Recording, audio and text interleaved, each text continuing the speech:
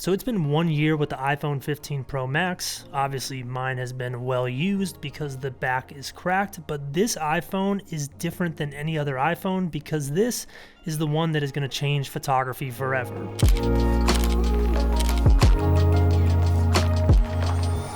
Big thank you to Squarespace for sponsoring today's video. So we are on the verge of the next iPhone release. I'm assuming it's going to be called the iPhone 16 Pro and 16 Pro Max. And if you're like me, you're probably a little bit excited about what new technology Apple is going to bring when it comes to photography with iPhones. Now, with the iPhone 15 Pro Max, I've used this phone for photography more than any other iPhone in the past. You see, previously on this channel, when I'd test a new iPhone for photography, it was more for fun. I was just curious how close the smartphone could be to the cameras that I was used to. But with the 15 Pro Max, I've found myself in situations where this smartphone camera is actually pretty much just as good as any other camera that I would use. I can use the two interchangeably. Most notably, on my recent trip to New York, I made some images that I really liked with the iPhone that just felt like snapshots. I was just walking by something, made a picture, and later on thought,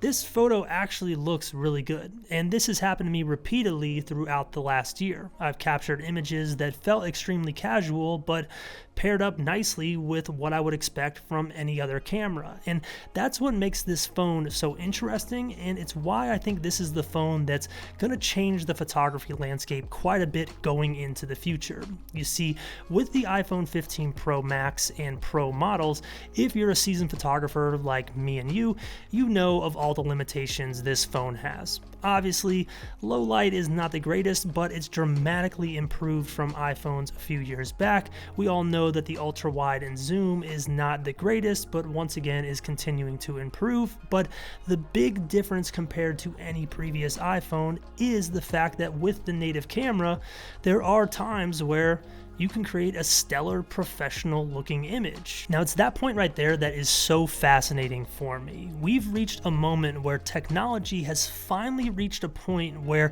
at times the phone camera in your pocket can replace any other traditional camera that we've known to use for photography for the last 20, 30, 40, maybe even 50 years. This is a whole new thing, having high-level photos in your pocket. And to illustrate this, think back 7 years ago when iPhone cameras like on the iPhone 5 and 6 came out. They were best in their class for mobile cameras, but no one was even talking about them replacing a mirrorless camera. It was a long shot. And when you think back a couple years ago when RAW files were introduced to iPhones, no one thought that iPhones were going to replace traditional RAW files, but now we're at the point where in certain situations, your iPhone can replace your camera, which could mean a lot for professional photographers in the future. Now, for me, I actually think there's a huge net positive to this, but I do want to have a little bit of fun and talk about what I think Apple needs to do to really take these iPhones to the point where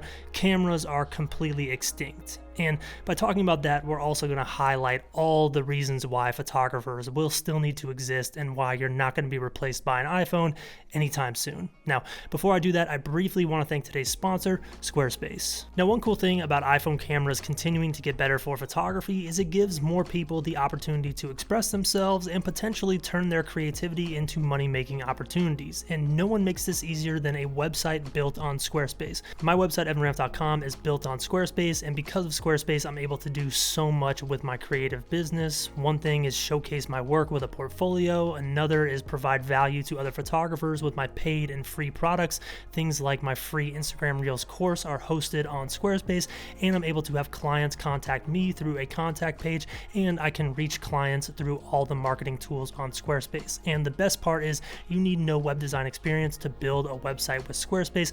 All their templates are easy to use, they're drag and drop, and with Fluid Engine, you can easily customize your page to have something unique that is different from everyone else out there. So if you're a creator out there looking to showcase your work with something like a portfolio and potentially make some money on the side, Squarespace is a no-brainer. And if you are a seasoned professional like me and you're looking to take your website to the next level and accelerate your business, Squarespace is also where you need to be. And Squarespace is hooking up the channel with a special offer. Just go to squarespace.com/EvanRamp to start a free trial and use code EvanRamp to save 10% at checkout. There's a bunch of different tutorials channels linked in the description down below under a tab called Free Website Resources. You can follow any of those videos to learn how to get more value out of Squarespace. And when you're ready to sign up, you can go to squarespace.com/EvanRamp to start a free trial and use code EvanRamp at checkout to save 10%.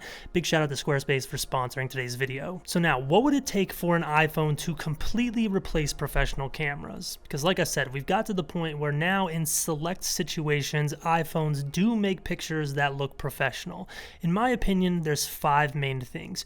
One is more consistency amongst the images made with iPhones. Right now, you can make an image that looks good sometimes if the lighting is absolutely perfect, if you get everything right, but the level of forgiveness compared to something like a mirrorless camera is not the same whatsoever. You can get away with a lot more errors or things not being so perfect with a traditional digital camera versus the iPhone. So until there's some more consistency, I can't see the phone replacing a camera. Now, another thing that iPhones will need to add is portrait mode RAW files. If you want to make pictures that have a blurry background and actually be able to edit them and bring them to life the way that you can with a RAW file on any other camera, it has to be RAW. And I'm sure there's some issues when it comes to software and coding for that, but that's actually one feature I wouldn't be surprised if we see sometime in the not so distant future. Now, another feature that I wouldn't be surprised gets added to iPhones is some type of AI integration.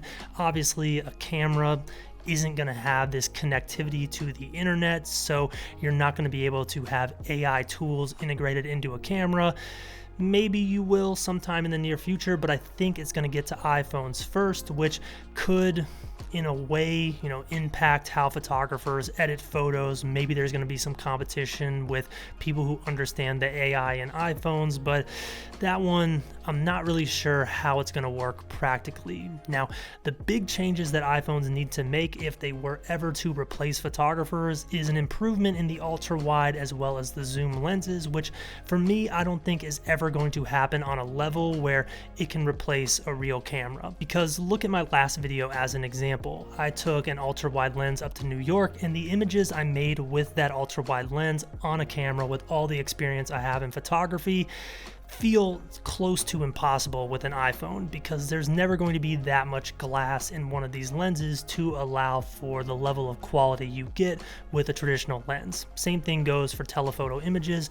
I'm not anticipating people doing bird photography with iPhones anytime in the future. Now, the final thing is another big win for photographers, because I don't think iPhones are ever going to figure this out, and it's the ability for images just to feel more natural. You see, with iPhones, there's obviously a software component bringing highlights and shadows together, creating these HDR style images, applying sharpening after the fact, and this goes back also to the inconsistency of iPhones. Sometimes they work amazing, especially these newer ones, but at times you're looking at the photo thinking, what's going on here? And this applies heavily to images of people. You'll hear individuals complain about the way their skin looks. A lot of times they'll complain about the way the HDR looks. And when you see someone get a photo from, say, a wedding and it's actually shot on a camera, it just always looks better. There is no debate right now that wedding photos made with actual cameras capture people and their emotions and the way they look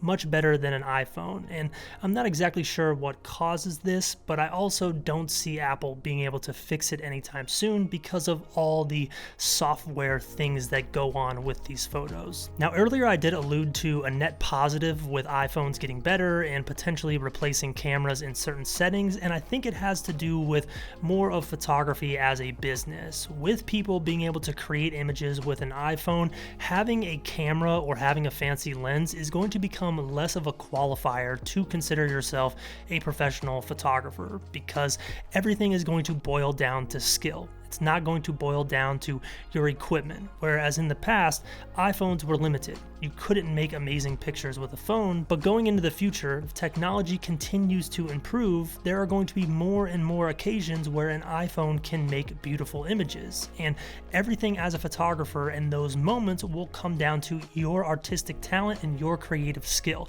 How well can you use the tools at your disposal? It's not going to matter that you have a camera and a fancy lens if someone makes a better image with an iPhone. And for me, I think that's a positive because it accelerates the industry. It makes people pay attention to what they're actually doing and puts skill as the most valuable thing a creator can have.